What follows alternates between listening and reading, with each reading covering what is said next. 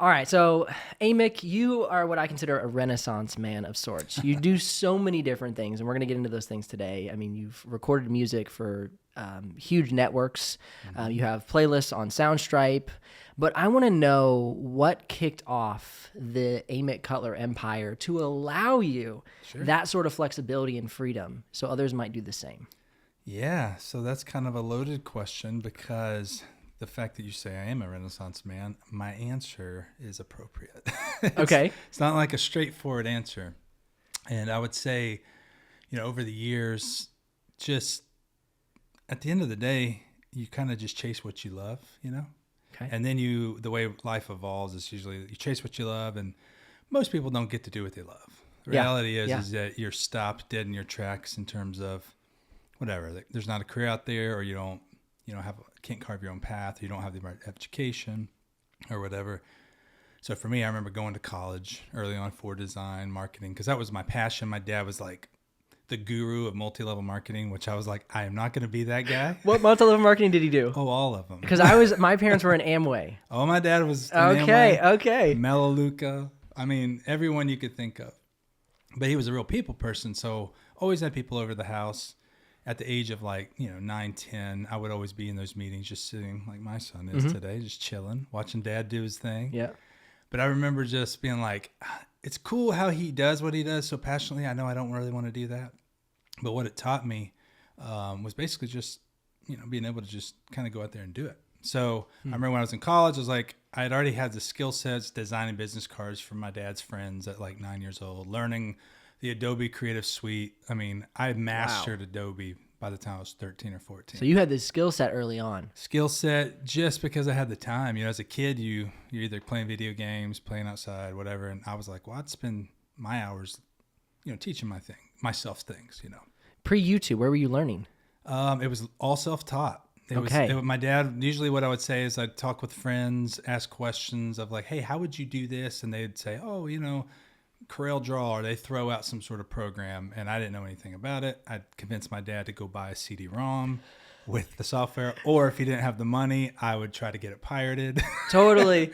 At 13, you're just trying to do what you can just to experiment. Absolutely. At the end of the day, it's just experimentation. And then after a few years of doing that, getting really good, through high school, and then college, and then it was like, what do I want to do with my life? So my mom and dad said, go to college. Decided, well, this makes sense. I'll do design. Dropped out 6 times. Oh, my goodness. Yeah, it was 6 times. How many years did you graduate? Oh, I never graduated. Oh, my word. This is great. 6 times. I went, and I was like, every class. The problem was I had excelled so much in my own private life that by the time they would teach me stuff, I could never get to the point where they would teach me anything new. So you were just bored? Just bored. Okay. Out of my mind. And I'm paying money to be bored. Yeah. And paying money to get a degree for something I already knew. So that's really what my logic, and everybody kept saying, well, you're not going to get a job unless you get a degree. So that's you were why in I that transition period where college is still so important, but it's like not. Yeah, because this is like 99, 2000. Yeah. It was still... I mean, having a creative job was kind of a pipe dream. I mean, people did it, but like in terms of actually making it, it was reserved for those who did full marketing degrees and did all that stuff. And I was like, man, that is just not my thing. That's just not how I'm wired. So I gave my best attempt 6 times. Dang. And it was like after like 3rd time, I remember all my art teachers actually said, if you'll come to class, because I was getting hundreds, it wasn't the problem. They were just like, you're basically teaching everybody that, like not showing up, being lazy is okay. So my art teachers literally said, if you come to class, we'll let you teach the course. Whoa. So they actually let me teach the courses. I went to class. I loved it. I started teaching. And I think that's where the transition went from what I have in my mind, my heart, my life, things that I'm exploring, experiment, things I'm passionate about. It doesn't really mean as much until you can connect it with humans, with relationships or whatever, or with, jobs and all that. But at the end of the day, it's really people. It's like how you're connecting those things with people. So the fact that they gave me an opportunity so early on to just share passionately what I was learning, they just kicked back, got their salaries, and watched Amick just teach the class. You were paying them to let you teach. It was that's pretty fantastic. wild. Oh, my word. But I gained so much confidence in that season. Yeah. And still never finished college. But it was like, I think that was the confidence boost I needed to be like, I could do this. If an art teacher that's concerned with me getting degrees letting me teach, then I'm like, there's something here that he's confident enough to let me just do my thing without a degree. Yeah. So I was like, I probably have the knowledge. So at that point, I just decided to kind of just start experimenting, started getting freelance jobs early on in college, waiting tables to make money. But like, I would always work more really for free. I would just, hey, can I design a logo? Can I design a website? Can I do whatever? And I would do it for free because I would just have the side job that paid the bills. And I was like, the pressure was off, but I just would grind and grind and grind just to get good at whatever I could get good at. So in that journey was the goal to find what you actually wanted to do, or was the goal just pure competence? The goal at the time was just honestly just doing what I love to do. So you were liking all of it. Because I think a lot of guys, talents, hobbies, things like that. I mean, surfing. There's like just stuff that people would say it's a hobby. For me, like getting really good at creative, whatever, software, creative outlets, it was like a hobby for me. The caveat was that you can actually start making money doing it. But I wasn't really concerned with the job portion. It was just, I needed to get what was in my brain out. And the only way to get it out was to get really good at software or something so that I could actually get it out. A lot of us have ideas, but ideas are worthless without execution. Exactly. And over the course of the years, so kind of getting back to the Renaissance thing, I'm a high visionary. I'm a guy that typically, I didn't know this early on, but now that I have so many years of experience in the business world, I'm a guy that can walk into a cold room where I don't know anybody and they don't really know like what they want, but they kind of are like, hey, here's where our business has been. These are some thoughts and ideas we have. And as they're just talking, it's like my brain paints this picture, just like on the fly. Okay. And then within about anywhere from 5 to 20 minutes, my brain just somehow connects all these dots. And then they're like, what do you think? And I just instantly just kind of share a vision. And usually it's, 50-50. 50% it's things that I know about, I know how to accomplish, I know how to give them the results. But then 50% is me really dreaming in real time. So like, it may be things that are like, this would be really cool to do this. And I don't really necessarily know how to do that, but I'm going to sell it because it's just in my brain. And that's just how I've been wired. That makes sense. So you're almost like, hey, I want to try this. Yeah. And in this instance, it fits with their goals. Yep. And so I want to push myself creatively, and this is an avenue in which I can do it with a purpose. Yeah, because at the end of the day, like, I want to walk away and people be excited and passionate about what they're doing or whatever I don't want to limit them just because I'm limited. So I've always set benchmarks of like, if I have the opportunity, I want to get them pumped up about something, even if I don't know how to do it. And this is where the Renaissance part, I would go figure out how to do it. Got it. So I would sell people on it, and they're like, dude, this sounds amazing. Like I remember one day I was sitting in a meeting, and there was for a book. They had written a book and wanted me to do a book trailer video for it. And the whole book was called Living Among Lions. And they're just talking, spitballing about how, man, the only way to really, it was kind of the story of Daniel in the Bible, relating to the story of Daniel and the lions. And they're like, I don't know how to get this story really across without a real lion. And I was like, no problem. We'll get the MGM lion in this video. I literally said that, right? Sell it. They're just like blown away. Yeah. Did he really just say that? Yeah. Sign the contract. And I literally am like, how am I going to get the MGM Wait, lion? you literally, like, that was like part of the contract. It was in the contract. Oh my gosh. So I spent the first week literally trying to figure out an agent in a management company. Found the MGM lion in LA. Oh my gosh. Got it. Basically secured the lion with a trainer in a warehouse. Yeah. And flew out there. Oh my gosh. And literally in the middle of this warehouse, at the time another guy was working for me, goes out there in this warehouse, shoots it with this terrifying lion. And it's the actual one that's at the end of the MGM, promo. Yeah.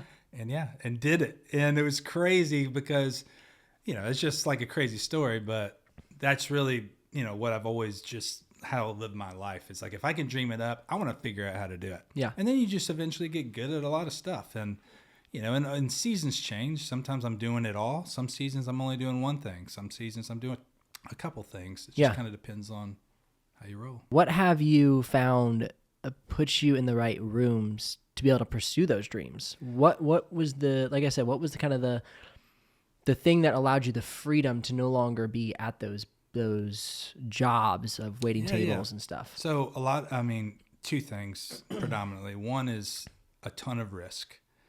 I'm a guy, which my son can tell you, like I don't allow everyday fears, everyday pressures, like, you know, how am I going to pay my bills? How am I going to afford my mortgage? How am I going to pay my car payment? Like, there's just all that stuff that usually keep people locked in. I've never lived my life that way. Okay. I've always been willing to live in a cardboard box and love life. Like, that's the key. It's like, if I have nothing but I love life, then I have everything. And it's interesting, by just having that mentality, you will pursue and take any risk necessary to get, maybe not get you where you want to be 10 years from now, but it will get you where you need to be the next step. And then the next step. Yeah. And then risks and risks. And people always tell me, I have mind-blowing stories I could tell you just for days. You ever see the movie Big Fish? No. All right, you should watch it. Okay. Big Fish is a funny story, but basically it's this guy, he's got a strained relationship with his father.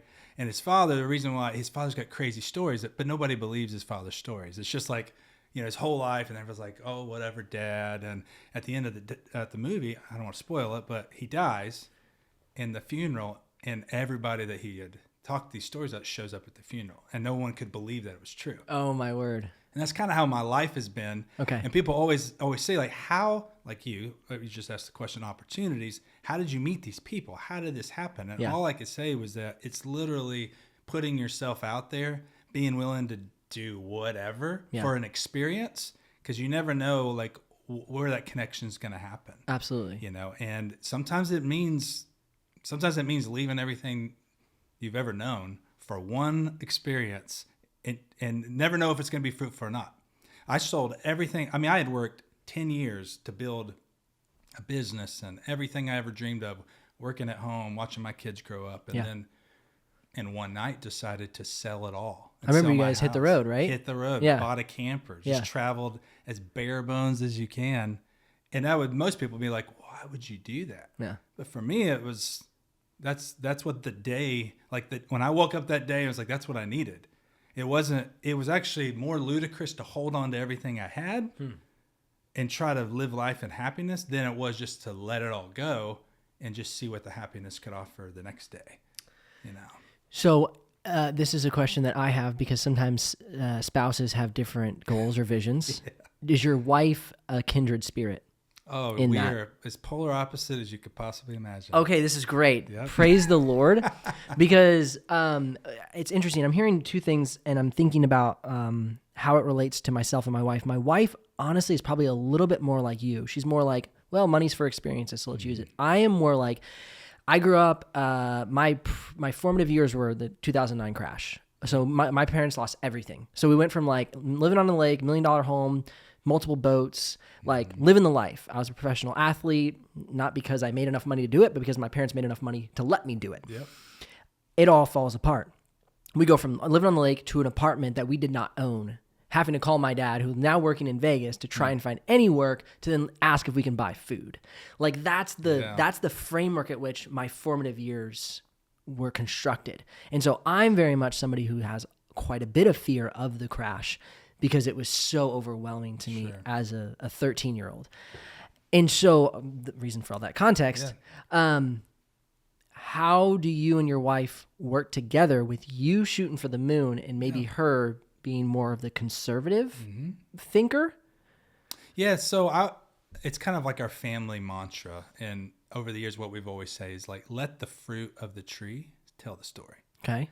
And what that basically means is that you can look at a tree and call it an apple tree, or call it dead, call it fruitful, or whatever you want to say. But at the end of the day, the fruit is going to be the evidence of whether the tree was healthy, what kind of tree it was, whether it's plentiful, whether it's lacking, all those things. So I've always had grand ideas. And what I've always done with my wife is that I've never pushed her into avenues that's unsafe, terrifying, makes her feel like really guarded. I've always just said, let the fruit of the idea that I have basically be the proof in the pudding. Okay. You know, like, so I'd say, this is where I'm headed. And she's like, prove it.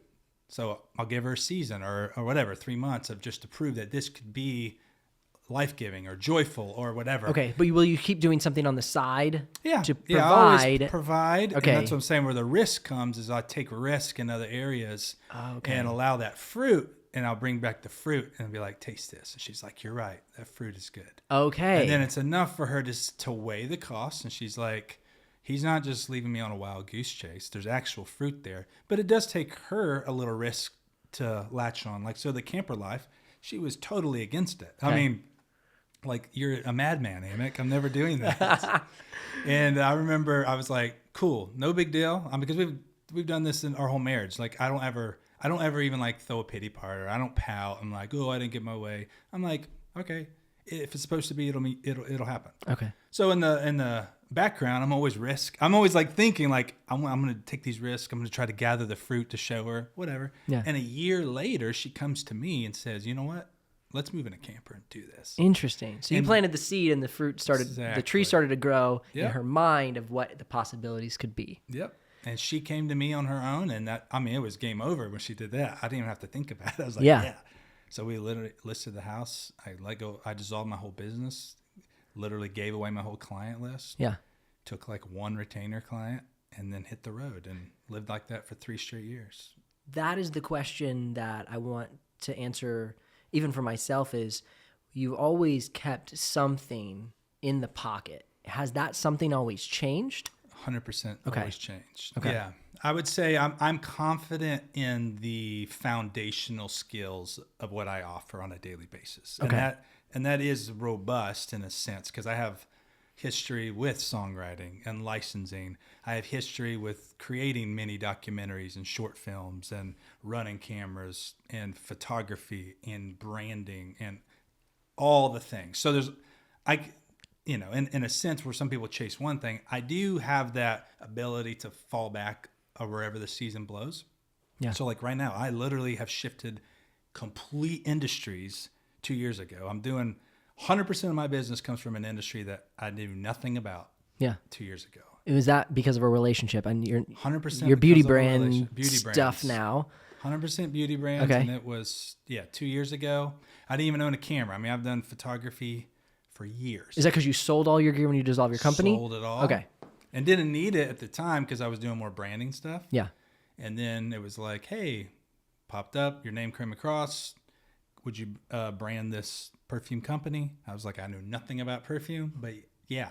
And it's kind of laughable because just knowing the kind of person I am, I mean, I'm like just this hillbilly redneck from the South. And I'm literally branding these bougie brands. Yeah. And they love it. I don't know how it works, but it works. That's fantastic. But then, so that went through relationship. Mm-hmm. They needed the product photography. And they're like, you can do photography too? And I was like, yeah. But I didn't even own any cameras and lenses or nothing because I sold it. But I said, yeah. I signed the dotted line, said I'll do it. Yeah. Went and bought all the gear. Yep. Shot the first time I had ever shot product photography in my life, shot it. And then got 2 other clients immediately after them just seeing those photos. Cool. And 100% of my business now is beauty, branding, and photography. Wow. It's crazy. So it's being ready for when me and Caleb were talking about this. It's about being ready when luck strikes. Absolutely. And luck is not more of an ethereal thing. It's more of do you have the skill set when the opportunity comes along to be able to say yes and then deliver. But like you said, sometimes you don't even need to know how to deliver, but you need to be willing to put the work in to deliver. Yep.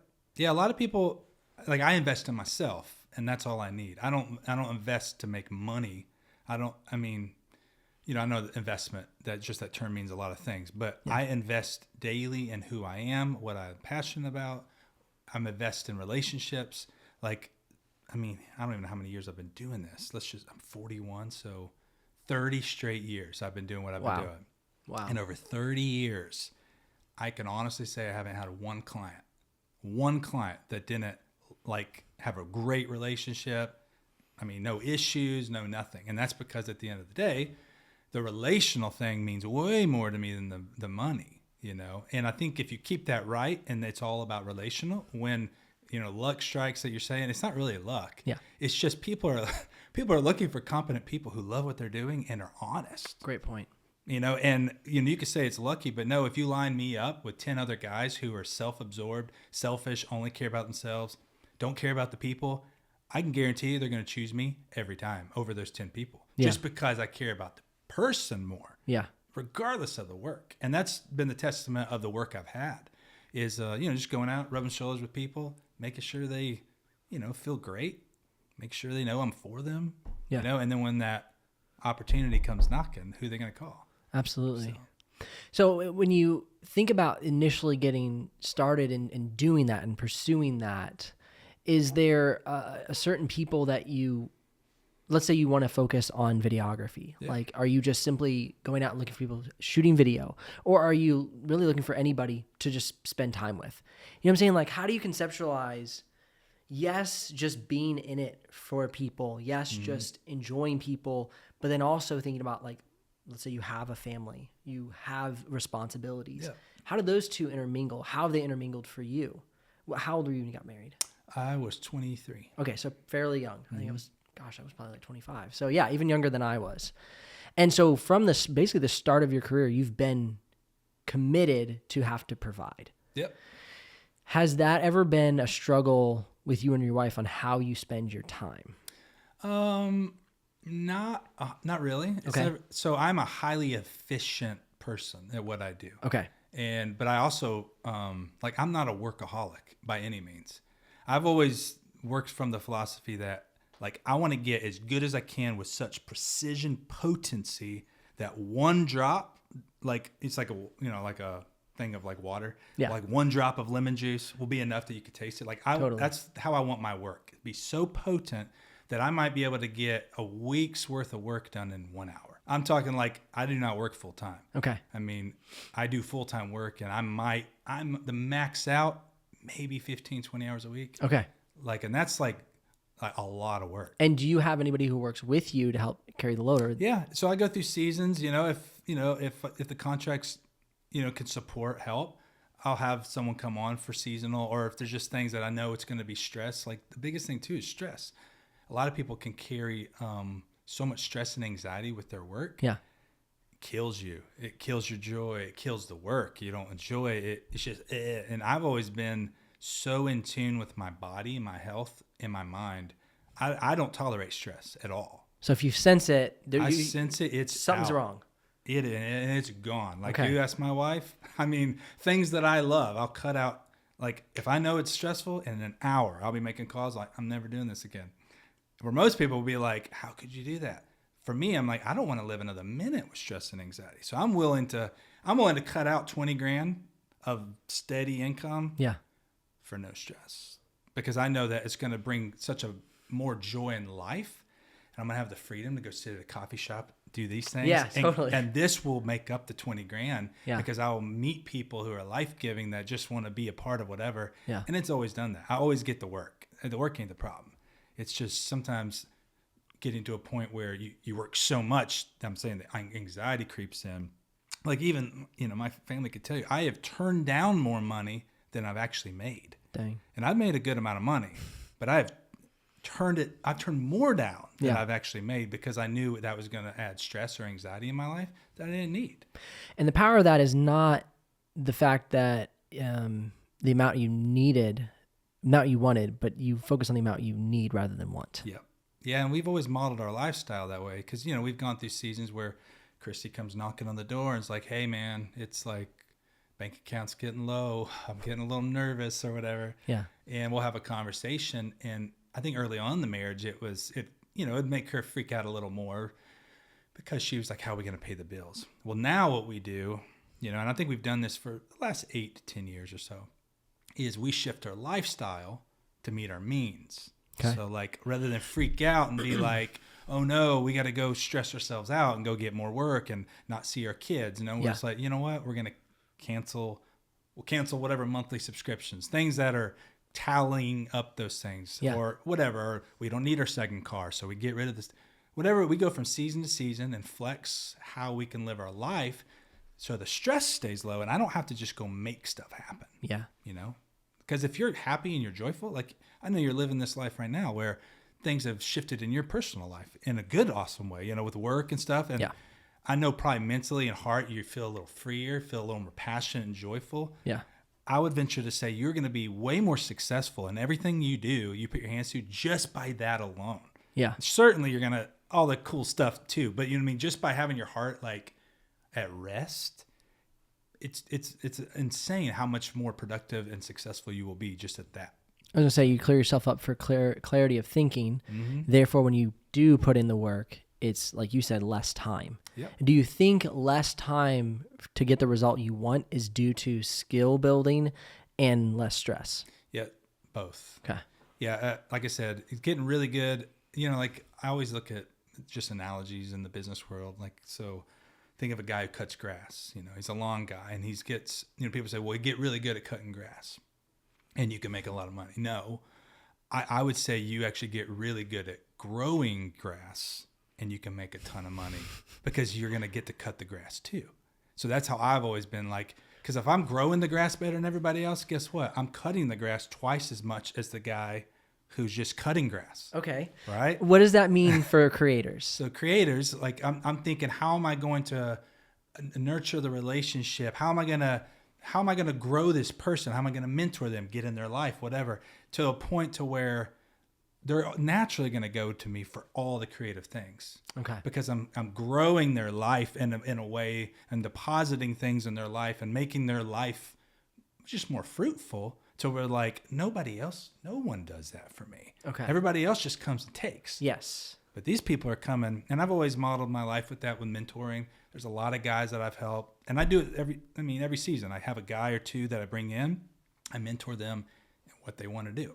I invest in them for nothing in return. And those are usually the ones that come back and literally ask me to help work with them because of what I've invested. And so I know there's a lot of analogies in the creative field that we could go with, but at the end of the day, it's just investing in them, making their life fruitful.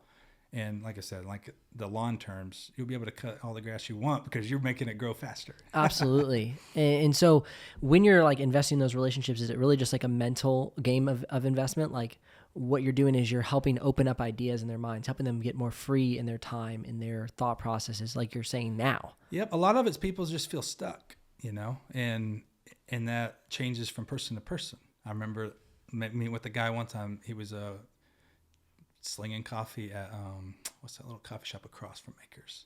Oh, Bodacious. Bodacious. Yeah. And he was just depressed. Yeah. And I remember walking in there, seeing him, and I'm like, "How's it going?" He's like, "Not good."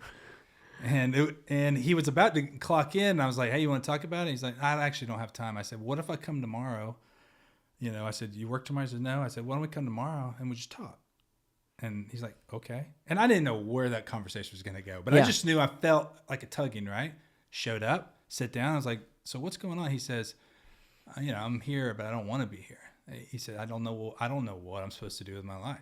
And he started kind of going through, this is what my parents expect. This is what all these people expect. And I was like, all right, I'm going to kind of take you on a journey. If you'll just humble yourself and just be like, okay with the process, I want to spend 30 minutes and I'm just going to ask you a bunch of random questions that you're going to feel like make no sense. But if you're honest, I think we're going to get somewhere. And that's all I did. I just took a notebook and I literally was like, what excites you in life?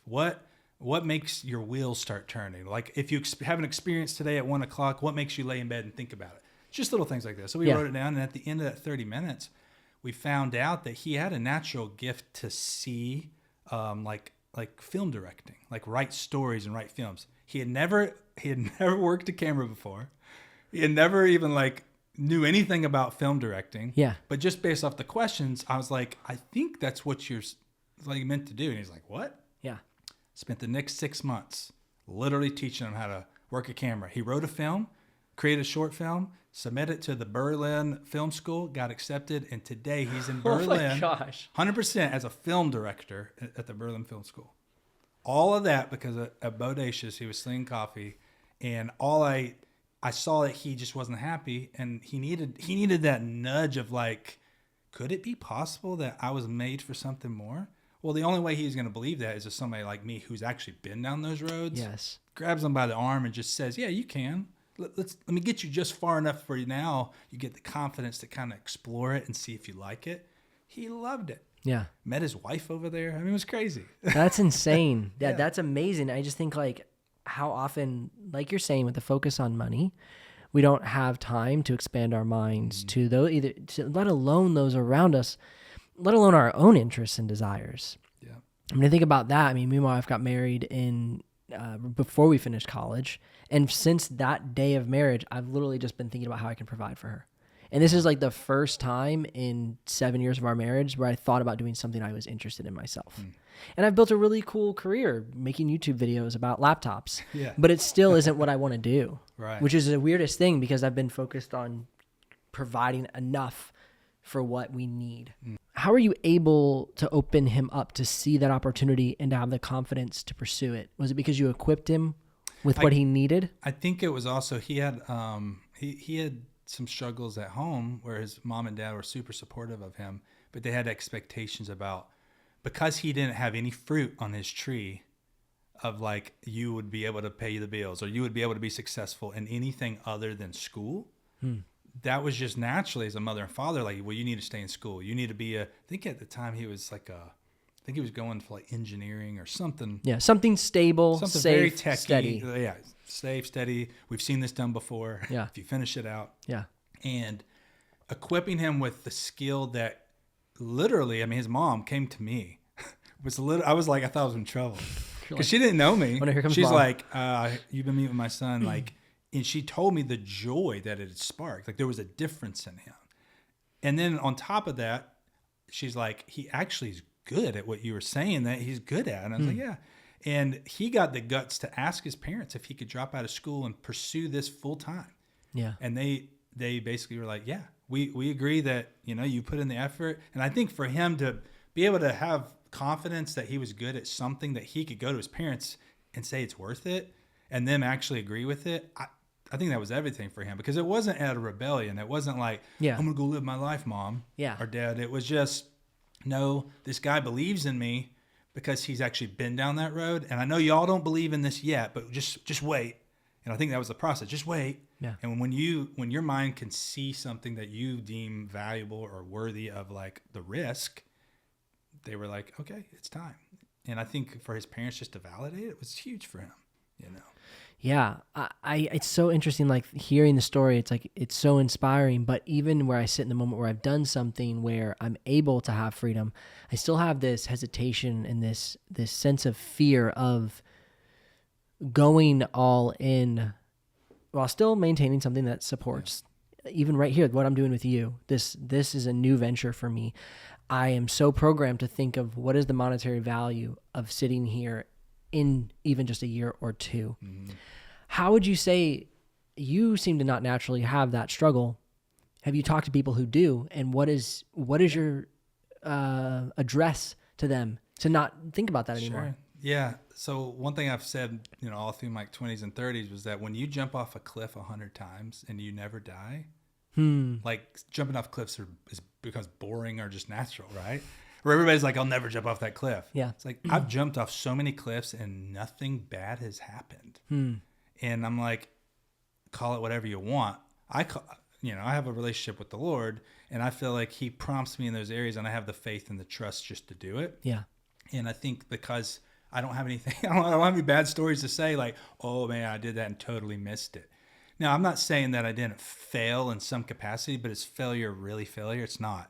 Failure, it means it just didn't work out the way I thought, but something worked out. Yeah. You know what I mean? And I think that's what people have to get over is like that one thing that's causing fear inside of you is actually causing you not to live your life. Like you're looking at it as a decision. If I create this one decision, it's going to mess things up. But actually, no, that one decision has full control over your entire existence. And I'm not a guy, I get ticked off at that. I'm like, I'm not letting one decision tell me how to live my life. So you want to knock it down to prove I'm like, no. Okay. No, I'm going to move that thing out of the way. And life, like I said, and life is whatever it is. Yeah. And maybe that thing comes to fruition. But even if it doesn't, whatever is on the other side is going to be fruitful and amazing. And I'll welcome it. The knocking down of the object in the way. The obstacle is the way. You ever heard of Ryan Holiday? He talks about that. When you knock over the obstacle, that is the thing at which usually ignites the next obstacle. But every time you knock down an obstacle, you then build confidence and meet more people. Definitely. So in essence, the obstacle is the most dangerous thing to stay behind. Yep. By knocking it down or crawling over it, you actually create more freedom, more opportunity, and a stronger confidence towards not being as risk averse, right? Is that what I'm... Risk takers? Yeah, you're more of a risk taker. Yes. In that way. What is the craziest thing that you feel personally you have done, and what was the result thereof? I mean, a lot of just work wise, I've literally grown my businesses. I mean, I don't even know what the benchmark is. I feel like the benchmark for most people is like, if I can make six figures, like I'll be happy or I'll be settled. That's usually what people, and I've grown my businesses, I don't know, 6, 7, 8 times, well over six figures. And within, 6 months, totally just chopped it off to making like nothing guaranteed. Like you're talking like 20 grand, right? For like a season, 20 grand was like all you could really see. Well, that was like all from a Monday to a Tuesday. From Monday making well over six figures to Tuesday, I only have guaranteed about 20 grand. Dang. And this is with kids and a wife and all that. And if I allowed that thought to creep in and create the fear, man, who knows what my life would have been. I probably would have just been like, oh, timid, been working at Krispy Kreme donuts, just whatever. But I was like, no, I'm not going to do that. I'm going to actually allow this to fuel more risk. Man, I'm going to go blow and go whatever. I'm going to go meet as many people as I can. I'm going to go knock on doors. I'm going to make phone calls. I'm going to email people, whatever. Yeah. And I never went too far down those paths before. That's what I'm saying. You never know what you're going to get. It's like a choose your own adventure book, but... So you never allowed yourself to go down so far of the path without putting in the work to build some sort of bridge that creates the next step. Mm-hmm. But you also never worked too much. So how do you balance knocking down enough doors, cutting enough trees to also, when your son can honestly answer and say, yeah, dad hasn't worked more than 20, maybe 30 hours a week in the entire time I've known. It's finding the potency of whatever you're really, like I said, if you're really good at, let's say you build houses, for instance. Yeah. And let's say, the guy maybe walks away with $200,000, building the full house and, managing everything himself or whatever. But that house is like so consuming. Maybe he only built one a year. Let's just say it was so stressful. But if he broke it all out into segments and he's like, even though I'm building the house, where the money's at is the kitchen cabinets. Like, let's just say he did that. He did all the math, and that was the and he's like, dude, the profit's in the kitchen cabinets. Yeah. I'm building the house. And then he said, I'm going to strip it all away, and I'm only going to do cabinets, right? And maybe he did 10 houses that year, but it was the precision and the excellency that he could just blow through those cabinets was so fast because he's not having to wait for the whole house to be done. He can just get the cabinets done and move on to the next job. And then he looks at his year, and he's like, dude, we made 200, 300 grand just doing cabinets. That's how I've always looked at my life. I'm not focused on trying to just do what I want to do. I'm like, this season, I need to tap in inwardly, and how can I just get the most potency and efficiency out of what I can do to get the money I need, not just like, just throw myself out there and just suck myself dry of time. Okay. See, that's creating more clarity in the conversation for me because I'm like, okay, you're on one hand, you're saying I go for the moon, I get the MGM Lion. Mm-hmm. And on the other hand, you're saying, well, I just do the potency. But the MGM Lion doesn't sound like potency. The MGM Lion sounds like a lot of time calling people. Yep. It wasn't precise. But then also what you're saying is it's seasons. Sometimes I'm going for the MGM Lion. Sometimes I am going for the money. I am going for what I know will make the most amount of money in the smallest amount of time so we can then take the step into the next thing. Is that right? Yep. Absolutely. Okay. That creates a lot of clarity. Yeah. In my mind, just and it's all of it. That's the thing about a life that I've kind of lived is that you have to flex on a lot of things. Otherwise you will go crazy. Yes. But when you realize you're just, okay, I'm okay with it. Like even, the songwriting, I do tons of songwriting. Yeah. I have a contract with NBC in LA, got a contract with Alcon Entertainment. And those are all things that I didn't go chase those things. Okay. 20-year-old Amick, that's all he ever wanted to do. I mean, I spent 10 years trying to get those relationships, knocking on every door I could. Hey, listen to me, look at me, listen to me, look at me. And then I remember getting so burned out by all of it. Okay. I burned my social media and I said, I'm never going back. Like it was just so disgusting, the self-promotion. Personally, I'm like, I'm doing all this stuff and I'm like, what's the point? And I remember I said, you know what? It's over. I literally canceled social, and I had tons of social media clients, and I literally was like, I can no longer service social media, sorry, because I'm no longer on social media. I don't want it. I don't care. I did. And I was like, it's over. Okay. And then it was funny, though, by just doing the music for fun, because I was like, now there's no chance those things are going to ever happen. Like, that's what I thought. But then I just had music for fun. I was writing, recording more music than I ever had, And then I literally started getting emails and calls out of the blue. I heard your music and I want to sign a contract with you. It literally happened without me even wanting it, as a byproduct of me just living it passionately with joy and not trying to get it. And I just naturally found myself, I'd be at this table maybe talking about design, but these people are now in the licensing world, didn't even know it, you know? So like little interesting things like that. It's just you can't, this isn't a formula, right? Like you can't like write it all out and be like, this is how I'm going to get it. Yeah. All I could say is that you have to be willing just to live the life you have and just see what happens, you know, and flex from season to season. Do what you got to do, but don't do too much that you just lose out on life, you know. Do what you got to do and then have margin to explore. Like, you know, my son, we hang out all the time. Like today we were building fences, you know, before we got here. Yeah. You know, I like working with my hands, and nobody pays me to build a fence. I was going to say, so many people would discourage you. So many like multimillionaire business owners would say, you hire out anything and everything and optimize at all corners of your life. Yeah. But then the problem that you run into is you're then getting somebody else's dream. Your dream isn't to be a deca millionaire, is it? No. Well, I would say it used to be. Okay. I'd be okay with that if Yeah. I was. Yeah. But I won't sell my soul or sell my life to get it. Like, yeah. You're not willing to sacrifice the fence building, which is conversations, which is enjoying time with your son, which is doing something with your hands to get that. Yep. If it's a byproduct of the hard work in a unique way, then it aligns with your ultimate goal, which is to enjoy life and pursue opportunities. Yep. I good. totally just jacked it up. No, it's fantastic. This is exactly why I started this. This is for me to loosen myself from the rigidity of my systems. I'm a huge systems and processes person. And so for me, the fruitfulness of exploration is actually greater than systems and processes.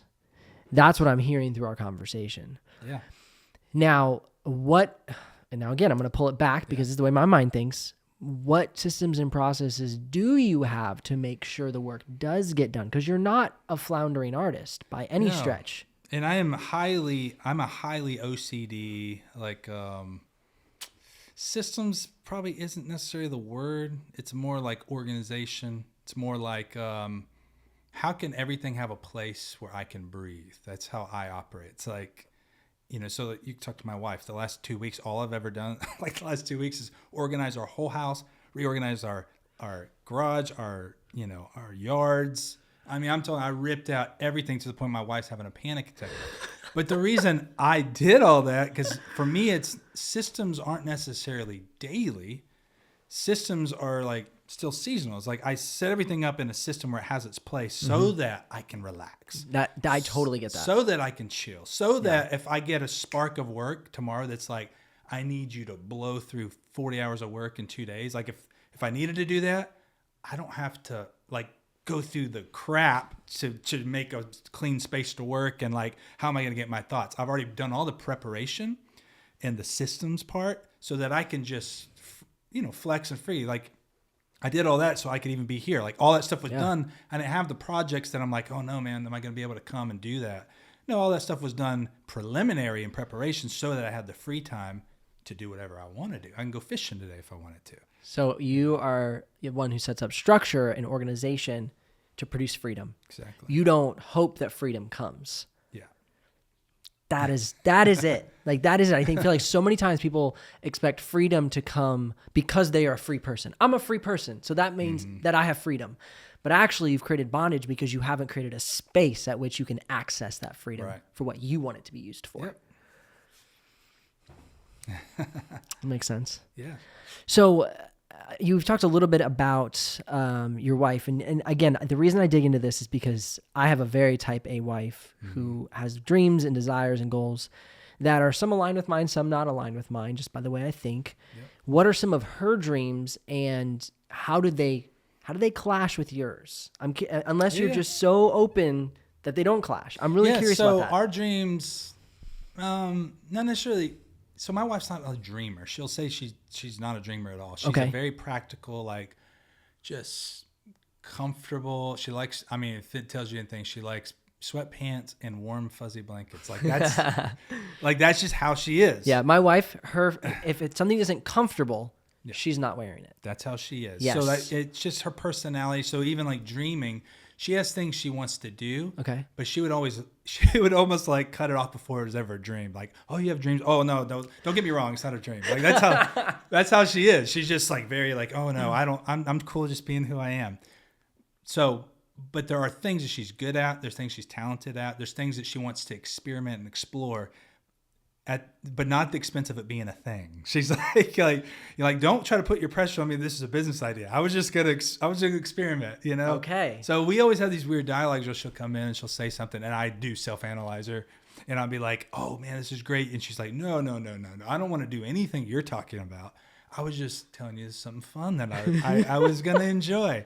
So it's always been a struggle. But what I have found is that when I am, man, this is a tricky balance in the marriage. When I'm super confident in who I am, not what I do, like just who I am. Like when I look in the mirror and there ain't no one else around, and I'm not defined by the work I do or the taps on the attaboys on the.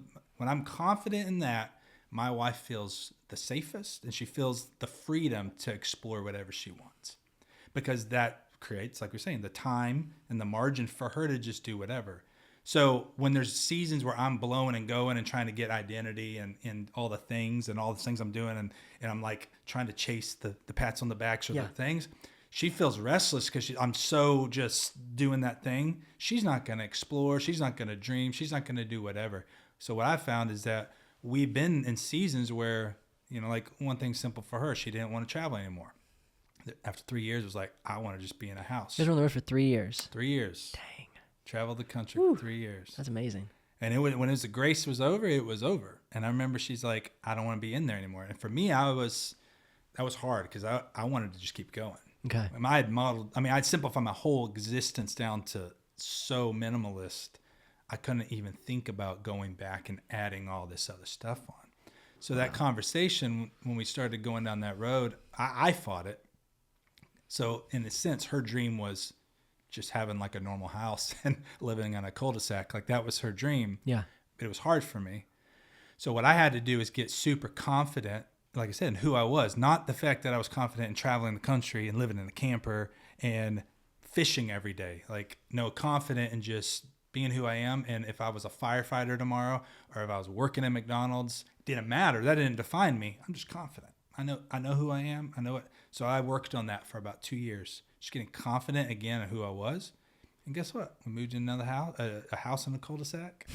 And I looked at it with joy and perspective. I love it. I love what I'm doing. And, you know, it's just, like I said, it's just an extension of life. It's not who you are. And that could change tomorrow. And that's, I think, why you probably are so open to it, is because you know it could change tomorrow. Mm-hmm. And there's another adventure around the corner. Yep. Now, let me ask, what is the thing that allows you to sit and be confident in yourself? What was the start of the journey of realizing you could be? What is the source? Obviously, for us as believers, the source is Christ, but it's more complicated than that, as we are fallible human beings. It's being utterly honest with yourself. And I find that most people are never utterly honest with themselves. Where should you start? Where did you have to start being honest with yourself? I had to start, it's a lot of personal stuff. It's a lot of personal reflection of, you know, when you're married, why do we keep getting in these arguments? Yeah. Like that, for instance. Yeah. And you want to point the finger at whatever. But if you're brutally honest with yourself, you're like, because I am prideful, because I'm arrogant. Yeah. Because I think I'm better or whatever, right? It's like that. I'm a bigger dreamer. If you only had as big of dreams as I had, you know, that kind of thing, where you start throwing punches in your marriage. But if you throw those punches at yourself and you're like, yeah, Amick, you're an idiot. You know, you need to change whatever. And it's not someone else calling out. You're calling out yourself. You look in the mirror and you're like, what are you going to do about it? It's not just self-reflection. You do whatever you got to do to change. So I would pick apart my life. And I'd find the things that were creating those issues, those things that are like imbalances or whatever, and I'd work on it. I'd remove, like I said, stress and anxiety. Some things, if I had stress, I'd be like, I got to remove whatever's causing me stress because it's affecting everything. Or if there's, you know, unhappiness or contention or bad relationships or whatever, you just got to weed that stuff out. And a lot of that's even, you know, I remember even going through a season with my dad, had a very complicated relationship with my father. Okay, you did. Yep. And, Okay. And to the point to where I wrote him off for like a season, like 2 or 3 years. Never wanted to talk to him. Couldn't forgive him. Kind of a deal. And rode that out for a while, as long as I could, till I couldn't. And I remember getting to a point where it was like, I cannot be successful. I cannot be joyful. I cannot live life any further without it being just fake, unless I deal with this. Everything was fake because the relationship with your father was fake. And that was the brutal, honest part. It's like I could, give you whatever excuse to anyone. Yeah. But at the core, when I was brutally honest, I knew that was what was causing everything. I didn't trust people because of this. I didn't trust my wife because of this. I didn't trust people in business situations because of the way my dad, all the things. Yeah. It was just like, ugh. So then when I finally dealt with that, I chose to forgive my father. Called him up, started a beautiful relationship. We started golfing together. Yeah.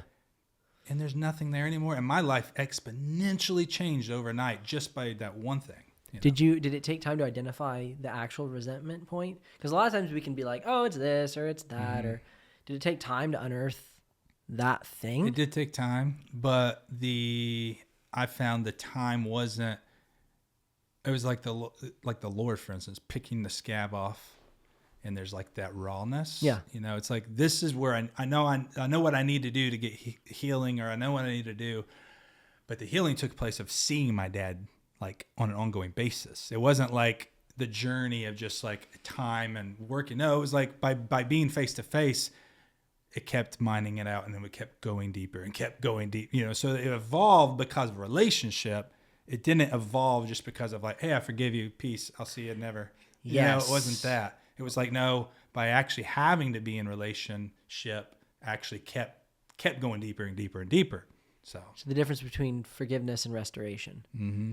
So the restoration came because you knocked down the initial obstacle, which was your pride of wanting to commune with him again. Once that was knocked down, then there was the opportunity to dig through all of the things that created that problem. Yeah, and I didn't even know that was going to do that. It just naturally happens when you're willing to submit to the process. Yes. When you're just like, I'm willing to show up tomorrow, and then I'm willing to show up the next day, and then I'm willing to... You don't know what's going to happen, but you're just willing to commit to that. And then at the end of it, you're just like, wow, I'm a different person. Again, I go back to my systems and processes. How do you commit to things not knowing the end result? Man, it is hard. I remember having a conversation one time with God, and it was about a job I was in. This is before I ever stepped out, like on my own. It was crazy. This is the hinge point. Okay, how old are you? Right now? No. Oh, so then I was 27 or 28, somewhere around there. Okay. 27, 28.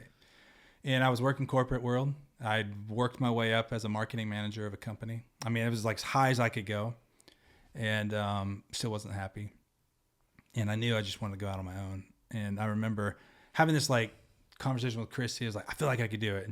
And like I said, the fruit on the tree didn't exist. So she, it's like, no, Come back in a month. You're not doing that. So I think about a year, we kind of went through that battle. But I remember finally getting so done, like just so fed up and just everything. I was just like, God, why don't you like help me out, man? Just whatever. Yeah. And then God was like, you didn't do what I told you to do. And I was like, what are you talking about? Didn't do what it was just kind of whatever. He's like, remember I told you to talk to that guy? And it was just like a guy that was like the owner's son that worked with me. And it was like God just like wanted me to go talk to him. And I was like, it wasn't even like anything like spectacular. It was just, I was like, yeah, you said that, but like, what does that mean? Like, that's minuscule. Yeah. I was like flabbergasted that he would like, God would even bring this up. Right. Yeah. And I'm just sitting there for like 30 minutes in my office, and I'm like, fine, I'll show you. I'll talk to the guy. I'll show you. Go over there and knock on the door. And I was like, hey, and I got to talk to you. And I was like, I don't even know what to say, but I was like, do you even know who Jesus is? Like, or whatever. I was just like, so it was more, he prompted you to talk to him about God. Maybe. Okay. I didn't know what it was, like, but when I got in the office, I felt like maybe I just should start there because I was having it out with Jesus anyway. Okay. So I was just like, throw it out there. I was just like, so I say it, and he looks at me, he goes, oh man, it's crazy you say that. I literally just got off a camping trip this weekend with another guy I worked with, And literally all we talked about was Jesus. And I'm like, what? I was like, this is a sham. Like the whole thing seems so bizarre. Who set this up? And I was like, great, cool. All right. That's all. All right. So I literally went back to my office. I sit down. I'm like, what's the point? And that's what God said. Okay. He said, obedience is about obedience, not outcomes. Okay. So I say all that to say, so many times we can do things like because of a result or an outcome. Like, okay, God, I'll forgive my father, but only if it's going to bring me joy. Yeah. Or only if my life's going to get exponentially better. Or I'll do the hard thing, if I'm going to make $1 million. But what if it's only about that? Like, what if it's only about forgiveness? What if it's only about the fact that I would do because God wanted me to do it, and that's it? Yeah. What if it's only because my wife needs it? Yeah. Like, what if there's no other outcome? Yeah. And I feel like for me, I've been blessed in a sense that I've gone through really, really hard situations, a lot of hard situations under that paradigm that I've seen the fruit of no results, but just because it is what it is. And you've felt the deep spiritual satisfaction of the obedience. That, and even just everyday life, you know what I mean? Like, my life is so, even though I have faith, like, my life is not this bubble. I mean, I'm rubbing shoulders with tons of people and a lot of my life that have no faith. And so I've seen the fruit of it, of just living my life of saying, you know what, I'm going to go through it because I need to go through it, not because it's going to produce amazing results. It may, but that's not why I'm doing it. I'm doing it because it needs to be done. You know, it needs to be done. I just uprooted millions of roots in my backyard that weren't my problem. There were thorns and thistles. Like, I'm just saying, like, it wasn't my problem. It was the person before me's problem. Okay. Right? So like, they didn't maintain this. It was just place. horrible. And I looked at it and I was like, what's really the outcome that's going to bring me satisfaction with this? Nothing. But it needed to be done. Yeah. And I went and I just uprooted it, and it took a week of my precious time. Your precious time. Exactly. To do it, all right? Yeah. But when I got done, it was like, that was the reward. It needed to be done. Yeah. Hard work is a reward in of itself. Yeah, it needed to be done. Sometimes. I appreciate that obedience for obedience. There's so many things that you think about that you should start doing for that principle. But how hard it is for somebody like myself, who's very result and system-minded. There was something you said that really, really caught me. After you initially had that conversation about Jesus, you said that was a conversation you needed to have. You said you were wanting to leave corporate. What happened? The next day, I literally got home, and Christy, out of the blue, said, I think it's time for you to leave. What was the fruit that she saw? Like, there were things that were happening, like I said, that whole year of just, I was doing, that time, I think I was doing wedding photography on the side. Okay, so you had some. So I was working weekends, and I had made enough money. Like I said, from the first conversation, about a year, I think I was making my salary. Okay. Easily. Yeah. And just wedding photography, just on Saturdays. So for her, I think it was enough at that point. But I think it was, even though that's the fruit she saw, I think the timing was very interesting, how the very next day that I do what obedience was. Totally. That it was like, I felt like it was like God was like, I mean it. Like, you're just going to be stuck unless you just do what you're supposed to do. Yeah. It's like, you don't get to be this spoiled brat that just like doesn't get to deal with stuff. It's like, no, we all know those people, and they're not fun to be around. Like, just be honest. Yeah. And it's like, I tell my son all the time, I'm like, life is what you make it. And you can choose to be that person, that entitlement, like, oh, I deserve whatever. Or you can just say, you know what? I'm not going to be that person, and I'm going to make it right regardless. I'm going to do what's got to be done. And I just find it's very interesting if you look at the timeline of my life, when I just do what needs to be done, it's funny how, like I said, the next day, my wife's just like, I think it's time to leave. And she didn't know anything about that. I never even told her. Yeah. It just happened. I'm like, what? Why now? She's like, I don't know. I just felt I had the peace. And I remember literally putting my think I gave them 2 weeks, but I think they only gave me 3 days. So again, we're done with you anyway. How replaceable we are. And it's often very humbling as well. You mentioned your son. He's here. And appreciate you bringing him. I just think it's so cool. I often want to bring my kids, but they're 2 and 4, my oldest. And the 2-year-old lasts about 15 minutes before he's tearing apart the studio. So what would you say are some ways that you're doing things intentionally for your children to see you're leaving a legacy of obedience? How are you leaving a legacy of obedience and work ethic? How are you intentionally trying to do that, or are you just trying to live it? What would you say? Because that's the question. Sorry, long question. Yeah, that's the question that my wife and I are asking now. We have twins, we have a 2-year-old, and we have a 4-year-old. And every day is a conversation of how are we going to give them a better start than we had? Yeah. Not that our start was bad. Yeah, I'd say first and foremost, we invite our kids into the mess. Okay. All messes. Like nothing's hidden. Okay. You know, we don't have this. I remember growing up and I didn't ever know what was going on in my mom and dad's life. I didn't really, you have these roles, but beyond the roles, you don't really know. Are they happy? Are they in love? Are they fighting? Does dad make enough money to provide? You know, like there's symptoms, but you don't really know. Yes.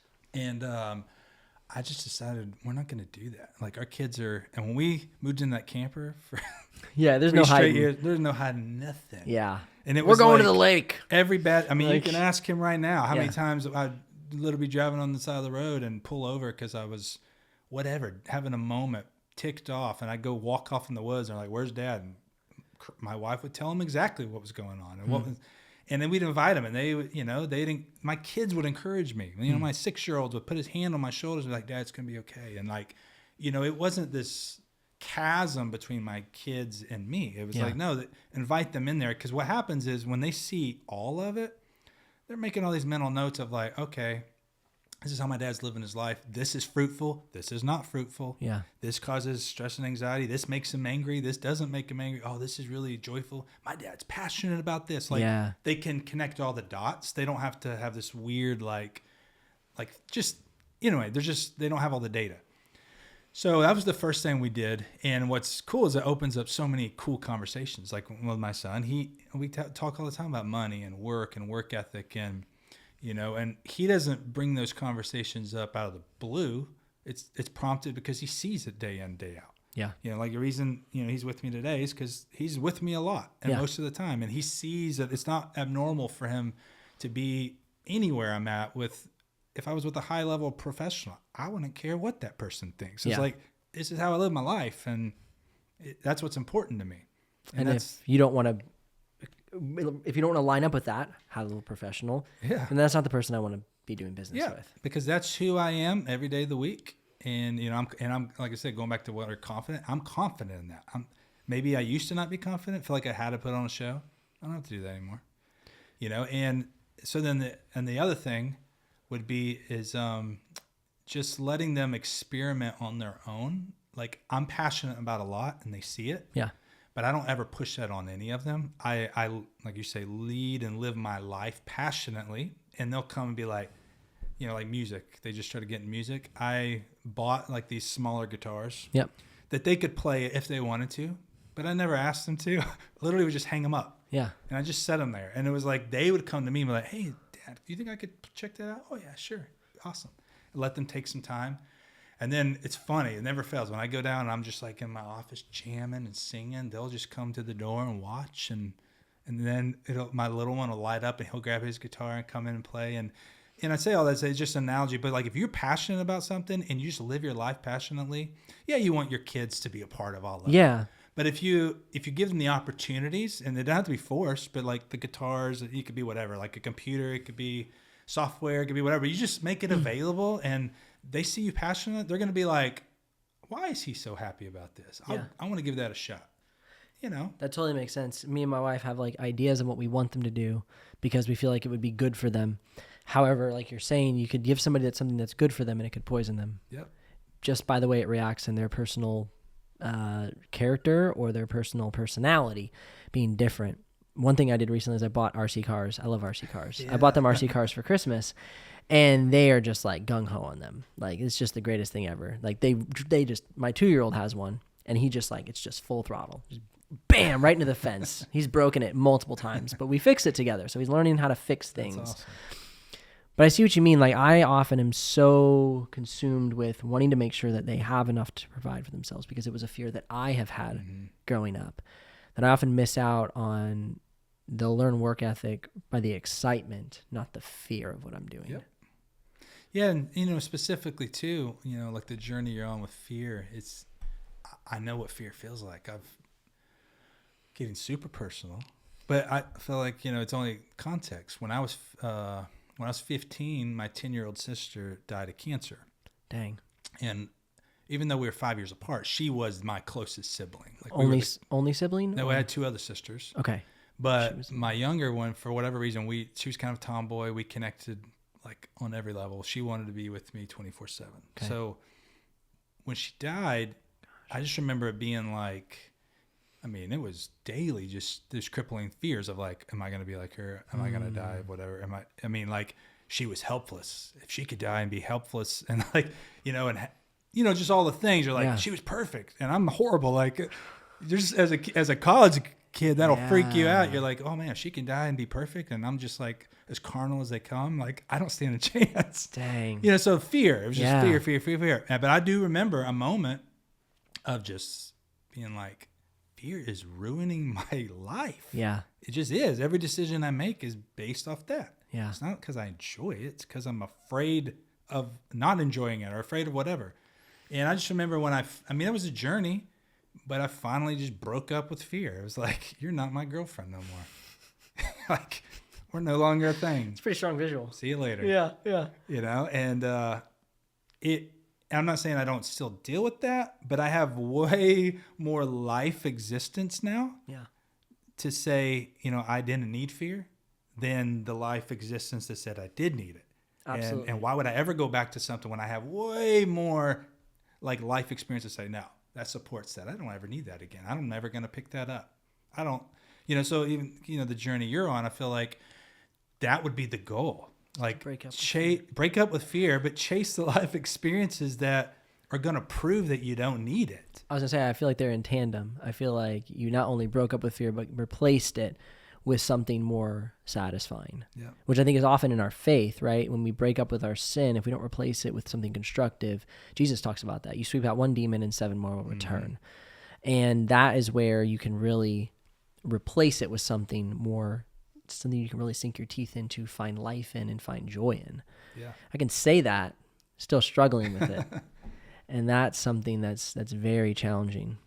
Man, I've enjoyed this so much. And this is, for me alone, this is showing me that there's more to life than the financial pursuits of a given activity. And so I'm super grateful that you came on. Thanks so much. What is one question that you hoped I would ask you? Man, I honestly didn't think about that, but I'm always curious if they have, like, I kind of always have like these like patterns or things that I want to communicate with people. I wondered if there's something that. Yeah, I would say, kind of talking about the word luck.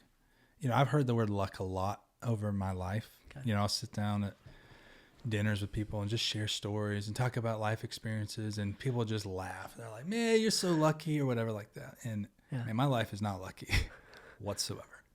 And, you know, it's luck to me doesn't exist at all.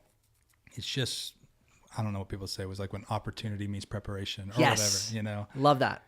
And great line. And I just feel like, especially in the age of, man, the technological world with YouTube, with social media influencing, with a lot of the job, like this actual job, like tracks, you know, like people are like, oh, I'm going to do that with my career. I think with we see the luck of it so much, like, oh, this person started whatever, and oh, you're lucky because it kicked off. But it's not luck. It's like it actually took a lot of hard work, and it took a lot of effort and a lot of passion and a lot of hard days and a lot of, you know, it took a lot of criticism. It took so much criticism and saying, you know, I'm not going to be defined by the criticism. There's just a lot of that, and I feel like, you know, all the things that, you know, luck. The swirl of luck, you know, dictates. It just isn't it's not practical. It's not real. It doesn't, to me, it just doesn't exist. It's like, no, it's real hard work. Going after something, ignoring the criticism, going through the tough times in your marriage, showing the fruit, and hoping you can gain trust in your, sometimes people are in marriages where they don't have trust from their spouse. Yep. So how can you focus on building trust with your spouse? Not just tearing them down and saying, oh, you don't have faith in me. You don't have faith in my idea.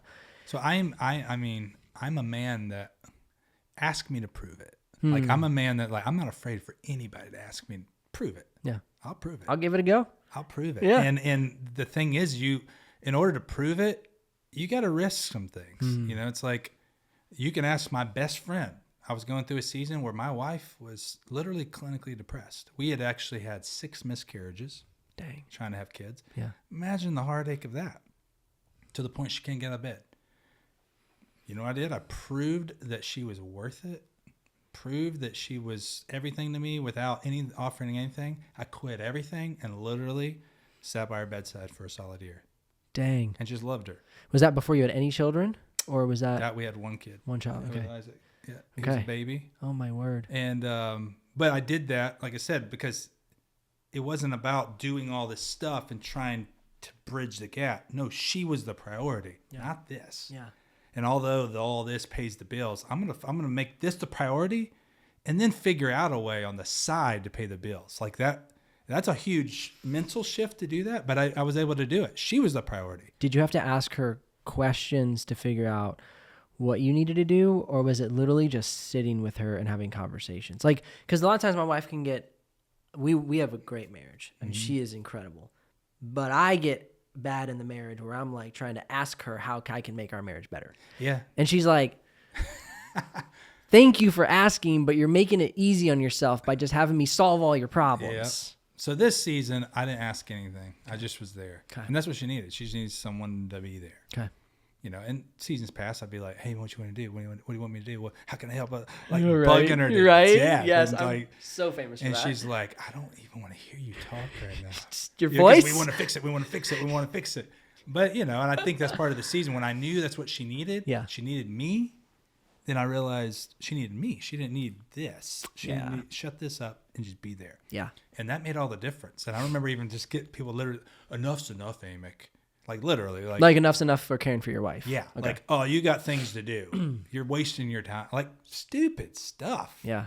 But it's crazy how people are never willing, like I say, to prove it. People are never willing to die on their own sword. People are never willing to do what it takes to fix a problem. Yeah. They just think it's just going to fix with minimal effort because I got all this stuff going on, man. I don't want to mess all this up. I don't want to mess up my mojo. I don't want to mess up my algorithm. I don't want to mess up my bleh, whatever, whatever it is. Like, no, jack up your algorithm and go fix the thing that needs fixing. Because that is the thing that ultimately will sustain the length of your life, not the moment of your life. Exactly. Okay, if you don't mind, Isaac, do you want to step in for a second? Yeah. Slide your chair over. Because we talked a lot about you. What has your dad done that has really you feel like empowered you to pursue things that you want to and given you the confidence to do things in life that you're interested in? Talking with him, and he just helps with certain things that I ask questions about and just talk a lot about with him. Tell me about when we were in the camper, there were things that you enjoyed doing, but you never experienced before. Remember that? Yeah. So introducing you to opportunities. Yeah. So tell them about something. In the camper, I've loved snakes my whole life. Okay. And just since I was born, and I always liked catching them. And once we moved in the camper, I was able to catch more because we would go to more places.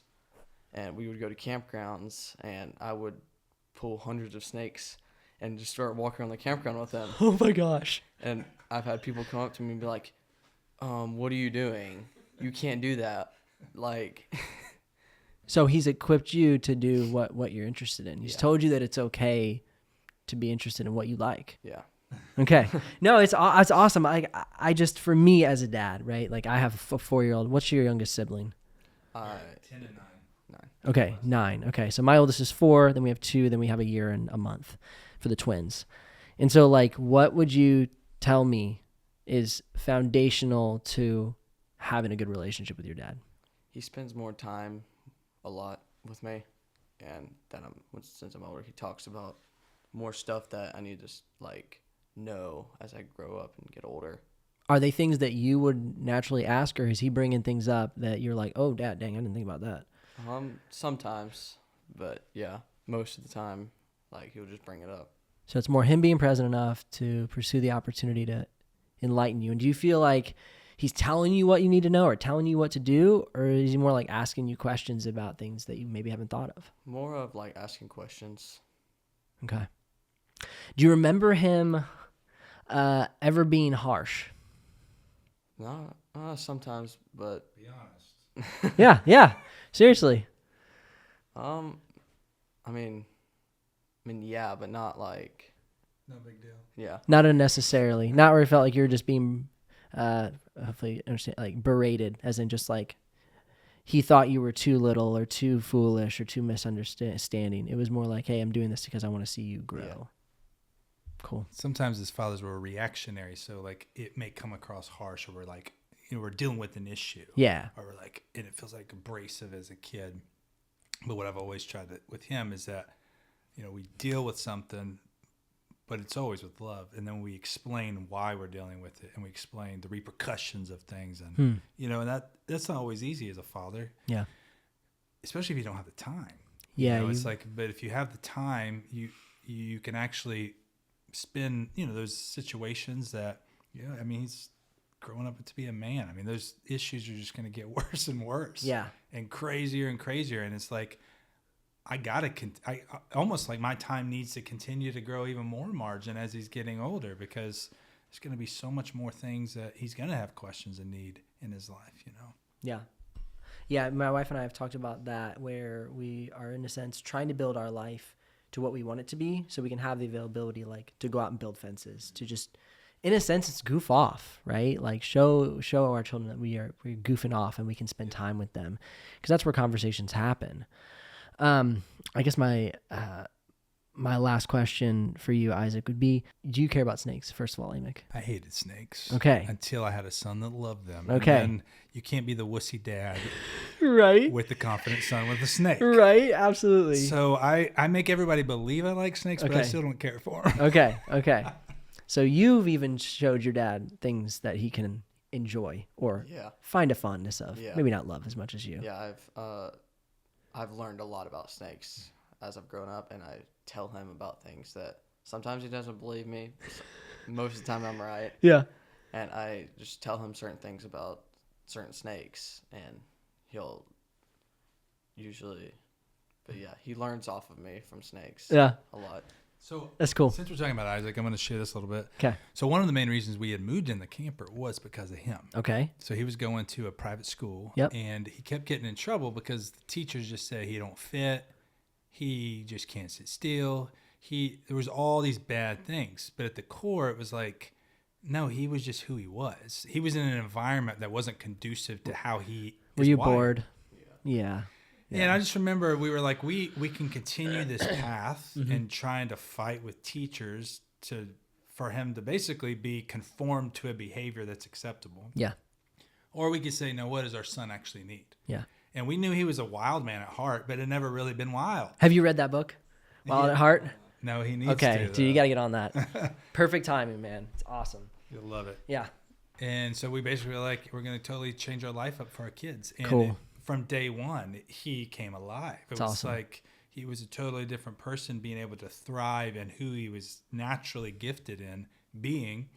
And he could tell him the story of that time in Texas, what happened with that man.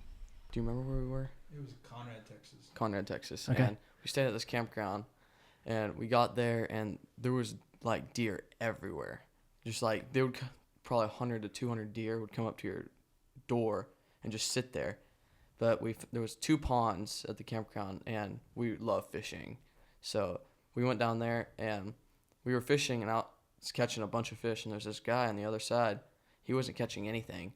And I went over there, and I showed him what to use and how to, like, do it. He started catching, like, some biggest bass I've seen, just, like left and right, and it was like... He was, like, about to cry. he had never had those experiences before, being able to actually, like, even at a 10-year-old, mentor and creatively engage with people that he was passionate about. Yes. And here he was literally teaching a 50-year-old man how to catch fish, which was laughable, a 10-year-old. But when he actually did catch the biggest fish he ever had, he couldn't believe. He was almost like filled with tears. Yeah. It was pretty crazy. Was it your idea to go over and like chat with him, or was it kind of both of you guys? His idea, but I love that. Like, he equipped you, and it was probably went there with you. So he equipped you to start understanding relationship. Like, you're not just yourself. You're not on an island. People are involved around you, and people have needs, and often those people can reciprocate your needs. And that is something that with fishing you're able to learn at such a young age. That's inspiring to me. Like, that's helping me understand how to do it better with my children. Amick and Isaac, thank you. Dude, thanks so much. Isaac, thank you so much for coming out. I am honored that you took the time and that you have the ability to make the time. So thank you so much.